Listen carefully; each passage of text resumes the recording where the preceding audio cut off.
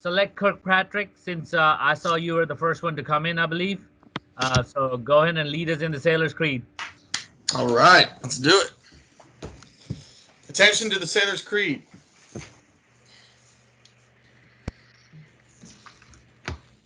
I am a United States sailor. I will support and defend the Constitution of the United States of America, and I will obey the orders of those appointed over me. I represent the fighting spirit of the Navy and those who have gone before me to defend freedom and democracy around the world.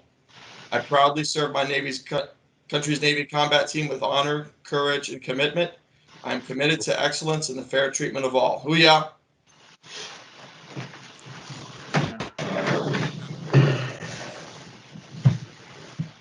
Oh yeah. All right. So the next thing we have on file for we're gonna start off the day with is a video from Rear Admiral Don. So John, if you would play that video for us. Hello, everyone. I am really honored to be here with you today. First of all, congratulations. There is a special kind of energy that comes from the transition from first class petty officer to chief petty officer, and that's for really good reason. I think the Navy and the Goat Locker does this well for a reason, and that's because I believe that the Chief's Mess is the backbone to the Navy. Your coaches, mentors, experts, trusted advisors, as well as the champions of Navy heritage.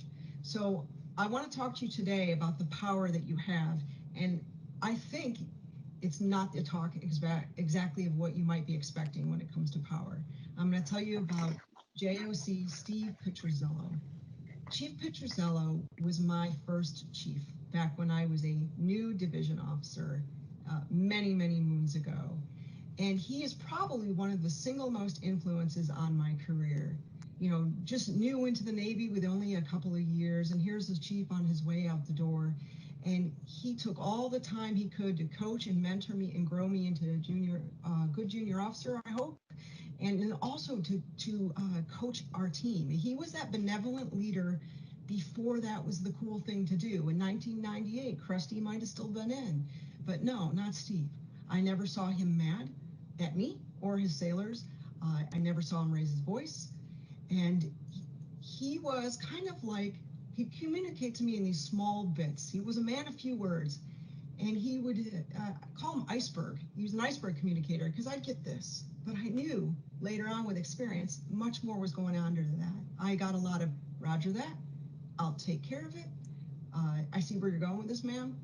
Don't worry about it, I've got it. But under that, the things that he was taking care of were huge. Changes of the watch bill, change management, communication plans, changing people's jobs. And he always made that happen. And the whole time he was growing his sailors, he was growing me. And for that, I will always be grateful. And this is the power that you have. I am talking about him and I am thinking about him 20 plus years later. And you can be that. You can be someone's first chief. You can be the first chief over them. You can be the first chief for a young junior officer that's going to be so grateful for you one day. A few years back, when I was selected for this, over Facebook, I got a note from Chief Petrozello, and I'm telling you that the swell of pride that I felt from getting a note that said, your first chief is really proud of you, made me feel like I was 24 all over again. And it made me feel so happy to make him proud. So he's still a leader in my life. And you can be that to someone. You have that power. So you know, I was asked, hey, tell a sea story. If you're going to tell a good one, tell a bad one. I don't have a bad one. I really don't. My chiefs have always been, my SELs have been my most trusted advisors, including my one today, Master Chief Brian Brannon. Worked together 10 years ago when I was a crusty commander, and he squared me away then. And today we work side by side, and I wouldn't have it any other way. But we all know what a chief that maybe doesn't have the right focus looks like. And I think sometimes there are chiefs that like to be feared. And what I want to tell you is you do not have to be feared to be a good leader. Are you going to be the type of chief that walks by the guard shack and the watch and gives them a quiz inspection, plays a little bit of stump the chump, and maybe does a uniform inspection and tells them to get a haircut tomorrow? Or are you going to be the type of chief that walks by the guard shack, looks at the watch, and the uniform inspection you're doing is, does he or she have the right gloves? Are they too hot? Are they too cold? You know, and I'm going to give them my gloves.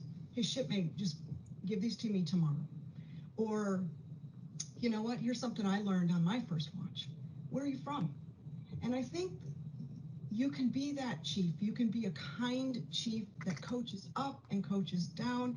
Just remember what it was like when you were 18, 19, heck, 16, 17. You joined the Navy, your first watch, your first ship, and what those chiefs are that inspired you. And I don't think it was the one that walked to the front of the line at the auto dog and like they were entitled.